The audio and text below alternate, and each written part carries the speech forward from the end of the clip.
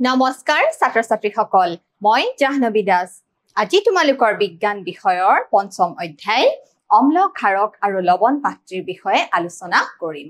আজি আমি শিকিম প্ৰশমনৰ বিষয়ে আৰু প্ৰশমন বিক্ৰিয়াৰ বিষয়ে আৰু লগতে আমি সূচকৰ বিষয়েও শিকিম আহা ছাত্ৰ-ছাত্ৰীসকল আমি শিকিবলৈ যাওঁ আমি আগৰ ক্লাছত প্ৰাকৃতিক সূচক আৰু কৃত্ৰিম সূচকৰ বিষয়ে আলোচনা কৰিছো হয় নে নহয় ছাত্ৰ-ছাত্ৰীসকল প্ৰাকৃতিক সূচকসমূহ কি আছিল মনত পেলোৱা তোমালোকে লিটমাছ জবা ফুল হালধি হয় নে নহয় ঠিক একেদৰে কৃত্ৰিম সূচক বিলাক আছিল মিথাইল অৰেঞ্জ হয় নে নহয় ফেনলফথেলিন মিথাইল ৰেড ইত্যাদি গতিকে তোমালোকে এতিয়া অন্য এটা প্ৰাকৃতিক সূচক জবা ফুলৰ বিষয়ে চোৱা আহা আমি শিকো জবা ফুল বা চাইনা ৰজৰ বিষয়ে চোৱা এটা ক্ৰিয়াকলাপ দিয়া আছে তোমালোকৰ আগত বিভিন্ন সমাধানৰ ওপৰত জবা ফুল সূচকৰ প্ৰভাৱ পৰ্যবেক্ষণ কৰা আমি বিভিন্ন পৰিস্থিতিত জবা ফুলৰনো কেনেকুৱা ধৰণৰ ৰঙৰ পৰিৱৰ্তন হয় আমি শিকো আহা চোৱা আম্লিক দ্ৰৱত যদি এটা আম্লিক দ্ৰৱ বা এসিডিক দ্ৰৱ দিয়া হয় তাতে জবা ফুল সূচক অন্তৰ্ভুক্ত কৰা হয় তেতিয়া তাৰ ৰং কি হৈ পৰে জানানে মেজেন্টা হৈ পৰে মেজেন্টা মানে কি জানানে ছাত্ৰ-ছাত্ৰীসকল মেজেন্টা মানে হৈছে ডাঠ গুলপীয়া বৰণ কেনেকুৱা ছাত্ৰ-ছাত্ৰীসকল ডাঠ গুলপীয়া বৰণ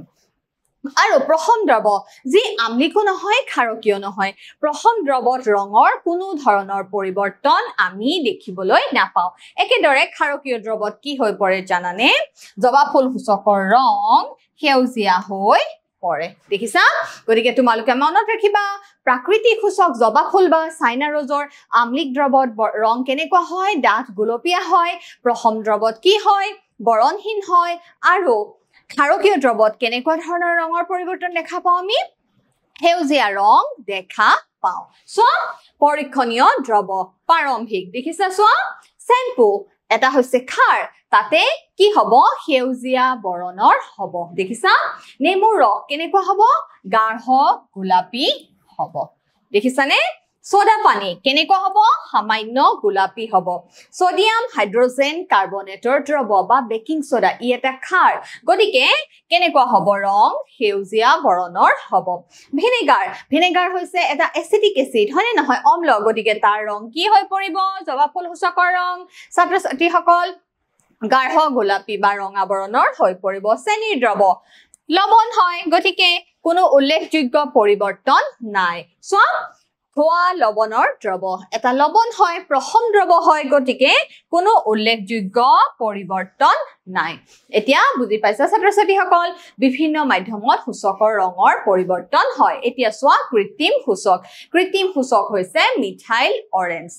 আম্লিক দ্ৰৱৰ সৈতে গোলাপী ৰঙা আৰু ক্ষাৰকৰ সৈতে হালধীয়া ৰং দিয়া সূচক দেখিছা মিথাইল অৰেঞ্জ তোমালোকৰ পৰীক্ষাত প্ৰশ্ন আহিব পাৰে প্ৰাকৃতিক সূচকৰ নাম লিখা বা কৃত্ৰিম সূচকৰ নাম লিখা তেতিয়া কৃত্ৰিম সূচকসমূহ হৈছে মিথাইল অৰেঞ্জ মিথাইল ৰেড ফেনলফথেলিন ইত্যাদি মিথাইল অৰেঞ্জে আম্লিক দ্ৰৱৰ সৈতে গোলাপীয়া ৰং দিয়ে আৰু ক্ষাৰকৰ সৈতে কেনেকুৱা ৰং দিয়ে জানানে হালধীয়া ৰং দিয়ে গতিকে প্ৰত্যেকটো ইন্ডিকেটৰ বা সূচকে বিভিন্ন মাধ্যমত আম্লিক মাধ্যমত বা ক্ষাৰকীয় মাধ্যমত কেনেকুৱানো ৰং দেখুৱায় সেইটো তোমালোকে মনত ৰাখিব লাগিব এতিয়া চাওঁ হা ফেনলফথেলিনে আম্লিক ক্ষাৰকীয় সূচক হিচাপেও ইয়াক ব্যৱহাৰ কৰা হয় আৰু ই কি হয় জানানে ৰংহীন হয় চোৱা প্ৰথম দ্ৰৱত ই কি হৈ থাকে জানানে একেই থাকে আম্লিক দ্ৰৱটো ই কি হৈ পৰে বৰণহীন বা ৰংহীন হৈ থাকে কিন্তু ক্ষাৰকীয় দ্ৰৱ পোৱাৰ লগে লগে ই কি ৰঙলৈ পৰিণত হয় জানানে গোলাপী বা গোলপীয়া ৰঙলৈ পৰিৱৰ্তন হয় গতিকে তোমালোকে মনত ৰাখিবা ফেনলফথেলিনৰ প্ৰথম দ্ৰৱত বৰণ কেনেকুৱা হয় ই একেই হৈ থাকে আম্লিক দ্ৰৱটো কি হৈ থাকে ৰংহীন বা বৰণহীন হৈ থাকে একেদৰে ক্ষাৰকীয় মাধ্যমত কি ৰঙলৈ পৰিৱৰ্তন হয় গোলপীয়া ৰঙলৈ পৰিৱৰ্তন হয় চোৱা অম্ল বৰষুণ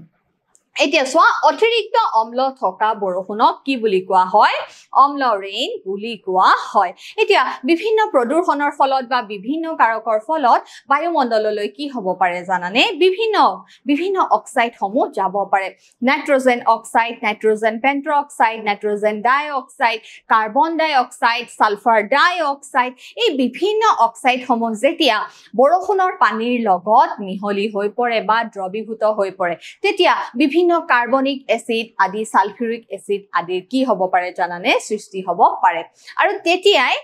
আমি কি হোৱা বুলি কওঁ আমলিক বৃষ্টি বা আমলিক বৰষুণ হোৱা বুলি কওঁ যাক ইংৰাজীত এসিড ৰেইন বুলি কোৱা হয় আৰু এটো কিহৰ ফলত হয় ছাত্ৰ-ছাত্ৰীসকল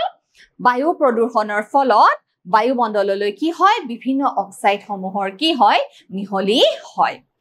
এতিয়া সোয়া কাৰ্বন ডাই অক্সাইড সালফাৰ ডাই অক্সাইড নাইট্ৰজেন ডাই অক্সাইড বৰষুণৰ টোপালত কি হয় দ্ৰৱীভূত হয় কাৰ্বনিক এসিড বা কাৰ্বনিক অম্ল সালফিউৰিক এসিড বা নাইট্ৰিক এসিড আদি বৰষুণৰ পানীত দ্ৰৱীভূত হৈ সৃষ্টি হয় গতিকে এই এসিড বৰষুণ যেতিয়া পৃথিৱীলৈ নামি আহে জানানে ভয়াবহতাৰ সৃষ্টি হয় ইয়াৰ পৰিণতি কিন্তু ভয়াবহ কাৰণ এসিড বৰষুণৰ ফলত পুৰণি অট্টালিকা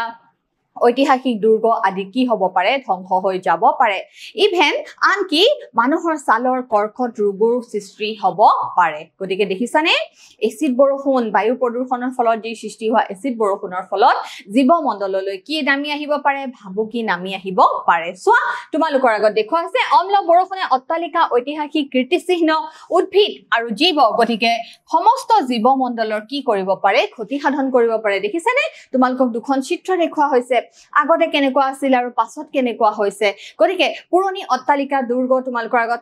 তাজমহল এটা কীৰ্তিস্তম্ভ মাৰ্বলেৰে নিৰ্মিত হয়নে নহয় ছাত্ৰ-ছাত্ৰীসকল যদি এসিড বৰষুণৰ সংস্পৰ্শলৈ আহে তেনেহলে সেই দুৰ্গৰ কি হ'ব ক্ষতি সাধন হ'ব সোৱা প্ৰশমন এতিয়া আমি শিকিম প্ৰশমন মানে কি জানানে প্ৰশমন মানে অম্ল আৰু ক্ষাৰক যেতিয়া মিহলি কৰি দিয়া হয় এসিড আৰু বেছ যেতিয়া মিহলি কৰি দিয়া হয় তেতিয়া জানানে আম্লিক গুণ নাইকিয়া হৈ যায় ক্ষাৰকীয় গুণ নাইকিয়া হৈ যায় আৰু তেনে এটা দ্ৰৱকে কি বুলি কোৱা হয় জানানে প্ৰশম দ্ৰৱ বুলি কোৱা হয় যাৰ আম্লিক গুণ নাথাকে আৰু ক্ষাৰকীয় গুণ নাথাকে সোৱা যেটো বিক্ৰিয়াত অম্লই ক্ষাৰক এটাৰ লগত বিক্ৰিয়া কৰি লৱণ আৰু পানী সৃষ্টি কৰে সেই বিক্ৰিয়াটোকে কি বুলি কোৱা হয় প্ৰশমন বিক্ৰিয়া বুলি কোৱা হয় খুব গুৰুত্বপূৰ্ণ কথা অম্ল আৰু ক্ষাৰক লগ লাগি কি সৃষ্টি হয় লৱণ আৰু পানীৰ সৃষ্টি হয় দেখিছা অম্ল আৰু ক্ষাৰক লগ লাগি লৱণ আৰু পানী সৃষ্টি হয় আৰু এই বিক্ৰিয়াত কিহৰ উদ্ভৱ হয় জানানে তাপৰ উদ্ভৱ হয় তোমালোকে মনত ৰাখিবা এই বিক্ৰিয়াত তাপৰ বিকাশ ঘটে গতিকে অম্ল আৰু ক্ষাৰ লগ লাগি এটা এসিড আৰু বেছ লগ লাগি যি উৎপন্ন হয় তাক কি বুলি কম আমি লৱণ আৰু পানী উৎপন্ন হয় দেখিছা ছাত্ৰ-ছাত্ৰীসকল অম্ল আৰু ক্ষাৰ লগ লাগি পেলাই কি সৃষ্টি হ'ব লৱণ আৰু পানীৰ সৃষ্টি হ'ব দেখিছা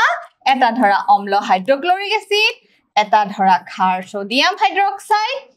মিলি কি সৃষ্টি হ'ব সোডিয়াম ক্লোৰাইড যি নিমখ লৱণ আমি ঘৰুৱা ভাষাত কি বুলি কওঁ নিমখ বুলি কওঁ দেখিছানে ৰক সল্ট দেখিছা এই বিক্ৰিয়াকে আমি কি বুলি কওঁ ছাত্ৰ-ছাত্ৰীসকল প্ৰশমন বুলি কওঁ তাৰ মানে প্ৰশমন বিক্ৰিয়া যি বিক্ৰিয়াত অম্লই ক্ষাৰকৰ লগত বিক্ৰিয়া কৰি লৱণ আৰু পানী উৎপন্ন কৰে আৰু লগতে কিহৰ সৃষ্টি হয় তাপৰ সৃষ্টি হয় এবাৰ চোৱা প্ৰশমনৰ প্ৰক্ৰিয়াৰ মই তোমালোকৰ আগত বিক্ৰিয়াটো লিখি দেখালো hydrochloric acid sodium hydroxide sodium chloride আৰু পানী সোডিয়াম ক্লোৰাইড হৈছে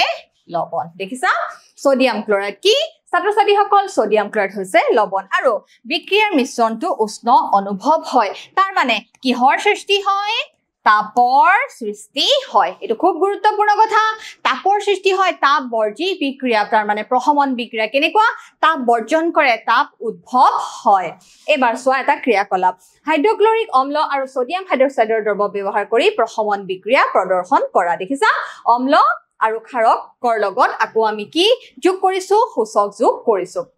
হাইড্ৰক্লৰিক আৰু ফেনলফথেলিন যদি আমি যোগ কৰো তেতিয়া কি হ'ব ৰংহীন তাৰ মানে আমলিক মাধ্যমত ফেনলফথেলিনে কি হৈ পৰে ৰংহীন হৈ পৰে আৰু ক্ষাৰকীয় দ্ৰৱত সোডিয়াম হাইড্ৰক্সাইড যোগ কৰিলে দ্ৰৱ কি হৈ পৰে গোলাপী হৈ পৰে সো অধিক হাইড্ৰক্লৰিক এসিড দ্ৰৱ যোগ কৰিলে পুনৰ ৰংহীন হৈ পৰে সোডিয়াম হাইড্ৰক্সাইড দ্ৰৱ যোগ কৰিলে দ্ৰৱ পুনৰ গোলাপী হৈ পৰে আৰু বিক্ৰিয়াৰ মিশ্ৰণটো গৰম হৈ পৰে গতিকে তোমালোকে মনত ৰাখিব পাৰিবা ধুনিয়াকে ফেনলফথেলিন আম্লিক দ্ৰৱত ৰংহীন হৈ পৰে কৃত্ৰিম সূচক হয়নে নহয় ফেনলফথেলিন কৃত্ৰিম সূচক আৰু ক্ষাৰকীয় মাধ্যমত কেনেকুৱা হৈ পৰে গোলপীয়া হৈ পৰে এতিয়া দৈনন্দিন জীৱনত এই প্ৰশমন বিক্ৰিয়াৰ বহুতো উদাহৰণ দেখিবলৈ পোৱা যায় ইয়াৰে প্ৰথম হৈছে বদহজম আমাৰ কেতিয়াবা কি হয় আমি খুব এসিডিটিত ভুগো হয়নে নহয় আমাৰ কি হয় অত্যাধিক জ্বলা পুৰা পুৰণিৰ সৃষ্টি হয় তেতিয়া আমি কি কৰিব লাগে জানানে এটা খাৰ খাই দিব লাগে বুজি পাইছা ছাত্ৰ ছাত্ৰীসকল তেতিয়াহে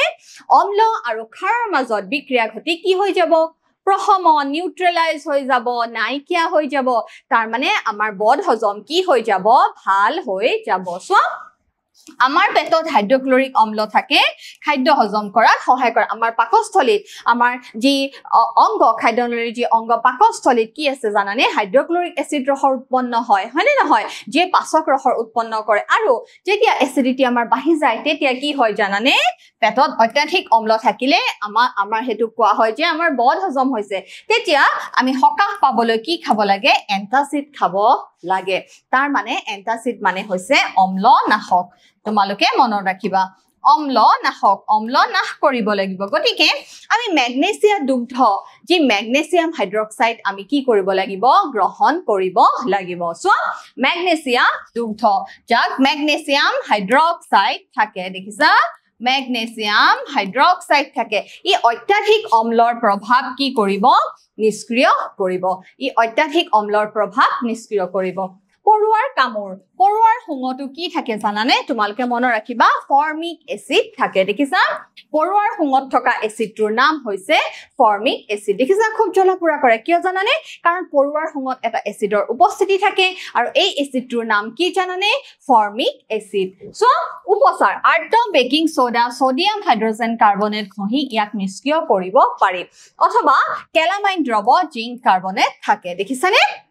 পৰুৱাৰ শুঙত ফৰ্মিক এসিড থাকে গতিকে সেই যেতিয়া কামুৰিলে জ্বলাপুৰাৰ সৃষ্টি হয় সেই ফৰ্মিক এসিডৰ প্ৰভাৱ নিষ্ক্ৰিয় কৰিবলৈ হলে আমি এটা খাৰ ব্যৱহাৰ কৰিব লাগিব তাক কি ব্যৱহাৰ কৰিব লাগিব হয় কেলামাইন দ্ৰৱ জিংক কাৰ্বনেট ব্যৱহাৰ কৰিব লাগিব নহলে কি ব্যৱহাৰ কৰিব লাগিব baking soda sodium hydrogen carbonate দেখিছা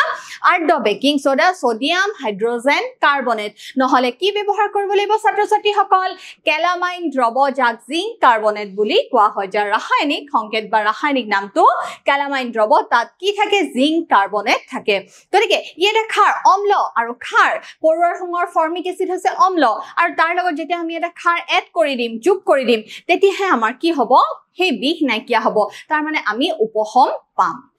সো মাটিৰ উপচাৰ ৰাসায়নিক সাৰ কেমিক্যাল ফাৰ্টিলাইজাৰ অত্যাধিক ব্যৱহাৰে মাটি কি কৰি তোলে আম্লিক কৰি তোলে আমাৰ খেতিয়কসকলে আজিকালি খেতি ভাল হ'বৰ কাৰণে কি কৰে বিভিন্ন কেমিক্যাল ফাৰ্টিলাইজাৰ ৰাসায়নিক সাৰ ব্যৱহাৰ কৰে কিন্তু এই ৰাসায়নিক সাৰৰ অত্যাধিক প্ৰয়োগৰ ফলত মাটিখিনি কি হৈ পৰে বেছিকৈ আম্লিক হৈ পৰে মাটি বৰ বেছি আম্লিক বা ক্ষাৰকীয় হলে উদ্ভিদৰ বৃদ্ধি ভাল নহয় দেখিছানে এটো খুব গুৰুত্বপূৰ্ণ কথা মাটি যদি খুব বেছি আম্লিক বা খুব বেছি ক্ষাৰকীয় হৈ পৰে তেতিয়া উদ্ভিদৰ বৃদ্ধি বিলাক কি নহয় ভাল নহয় গতিকে আমি হেতু নাইকিয়া কৰিব লাগিব সো মাটিডোখৰ যদি বেছি আম্লিক হয় তেতিয়া পুৰা চূণ কুইকলাইম বা ক্যালসিয়াম অক্সাইড ব্যৱহাৰ কৰিব লাগিব নহলে শিথিলিত চূণ বা ক্যালসিয়াম হাইড্ৰক্সাইড উপচাৰ কৰি উৎকৰ্ষ সাধন কৰিব লাগিব দেখিছানে শিথিলিত চূণ ক্যালসিয়াম হাইড্ৰক্সাইড দেখিছা শিথিলিত চূণ ক্যালসিয়াম হাইড্ৰক্সাইড বা পুৰা চূণ ক্যালসিয়াম অক্সাইড ব্যৱহাৰ কৰি আমি মাটিৰ উপচাৰ কৰিব লাগিব মাটিৰ উৎকৰ্ষ সাধন কৰিব লাগিব যদি মাটিডোখৰ ক্ষাৰকীয় হয় তা জৈব পদাৰ্থ অৰ্গানিক মেটেৰিয়েল যোগ কৰা হয় জৈব পদাৰ্থই অম্ল এৰি দিয়ে যিয়ে মাটিৰ ক্ষাৰকীয় গুণ প্ৰশমিত কৰে দেখিছানে কিমান গুৰুত্বপূৰ্ণ কথা মাটিখিনি যদি বেছি আম্লিক হৈ যায় তাতে আমি কি কৰিব লাগিব শিথিলিত চূণ বা পুৰা চূণ যোগ কৰিব লাগিব কুইকলাইম হয়নে নহয় বা শিথিলিত চূণ ক্যালসিয়াম অক্সাইড বা ক্যালসিয়াম হাইড্ৰক্সাইড মাটি বেছি আম্লিক হলে আমি তাত খাৰ যোগ কৰিব লাগিব আৰু যদি মাটি বেছি ক্ষাৰকীয় হৈ যায় তাতে আমি কি কৰিব লাগিব জৈব অম্ল যোগ কৰিব লাগিব তেতিয়াহে মাটিৰ সাৰুৱা গুণ আকৌ কি হৈ আহিব ঘূৰি আহিব কাৰখানাৰ আৱৰ্জনা বহুতো কাৰখানাৰ আৱৰ্জনাত অম্ল থাকে যদি এই আৱৰ্জনাসমূহ জলাশয়লৈ বৈ যাব দিয়া হয় তেনেহলে এই অম্লই পানীত থকা মাছ আৰু অন্য জীৱ ধ্বংস কৰে দেখিছেনে কাৰখানাৰ আৱৰ্জনাত বহুত অম্ল থাকে যদি কাৰখানা আৱৰ্জনা কলে যায় ছাত্ৰ-ছাত্ৰীসকল নদ নদীলৈ যায় যদি সেই বেছি এচিড বিলাক অম্ল বিলাক গৈ নদীৰ পানীত পৰে তেন্তে নদীৰ পানীত থকা মাছ কাছ বিলাক কি হ'ব মৃত্যুৰ মুখলৈ যাব হেহে কাৰখানাৰ আৱৰ্জনাসমূহ ক্ষাৰকীয় দ্ৰৱ মিহলাই প্ৰথমে কি কৰি লোৱা হয় প্ৰশমিত কৰি লোৱা হয় এতিয়া বুজি পাইছা ছাত্ৰ-ছাত্ৰীসকল তোমালোকে মোক এটা পৰীক্ষা দিব লাগিব মোৰ প্ৰথম প্ৰশ্ন হৈছে প্ৰশমন বিক্ৰিয়াৰ ফলত উৎপন্ন হয় অম্ল আৰু ক্ষাৰ লৱণ আৰু পানী কেৱল লৱণ কেৱল পানী উত্তৰটো কি হ'ব ছাত্ৰ-ছাত্ৰীসকল প্ৰশমন বিক্ৰিয়াৰ ফলত লৱণ আৰু পানী উৎপন্ন হয় মোৰ দ্বিতীয় প্ৰশ্ন আম্লিক আৰু ক্ষাৰকীয় দ্ৰৱত থকা ফেনফথেলিনৰ ৰং ক্ৰমে ৰঙা আৰু নীলা নীলা আৰু ৰঙা গোলাপী আৰু ৰংহীন আৰু গোলাপী ফেনফথেলিনৰ আম্লিক মাধ্যমত কেনেকুৱা হয় ৰংহীন হয় আৰু ক্ষাৰকীয় মাধ্যমত কেনেকুৱা হয় গোলাপী হয় মোৰ তৃতীয় প্ৰশ্ন ম্যাগনেসিয়াম দুগ্ধত পোৱা যায় sodium hydroxide potassium hydroxide magnesium hydroxide calcium hydroxide magnesium দুগ্ধত কি পোৱা যায় ছাত্ৰ-ছাত্ৰীসকল ম্যাগনেসিয়াম হাইড্ৰক্সাইড পোৱা যায় গতিকে ছাত্ৰ-ছাত্ৰীসকল আজি আমি শিকিলো জবাফুল সূচক আৰু প্ৰশমন বিক্ৰিয়াৰ বিষয়ে অম্ল আৰু ক্ষাৰ মিহলি হলে লৱণ আৰু পানী উৎপন্ন হয় আৰু এই প্ৰশমনৰ কি আছে আমাৰ দৈনন্দিন জীৱনত বিভিন্ন প্ৰভাৱ আছে যদি মাটি বেছি আম্লিক হৈ যায় তেতিয়া আমি তাতে ক্ষাৰ যোগ কৰিব লাগিব আৰু মাটিখিনি যদি বেছি ক্ষাৰকীয় হৈ যায় তেনেহলে আমি তাতে কি যোগ কৰিব লাগিব জৈৱ অম্ল যোগ কৰিব লাগিব আশা কৰো ছাত্ৰ-ছাত্ৰীসকল তোমালোকে নিশ্চয় বুজিবলৈ সক্ষম হৈছা আজিলৈ আহো ধন্যবাদ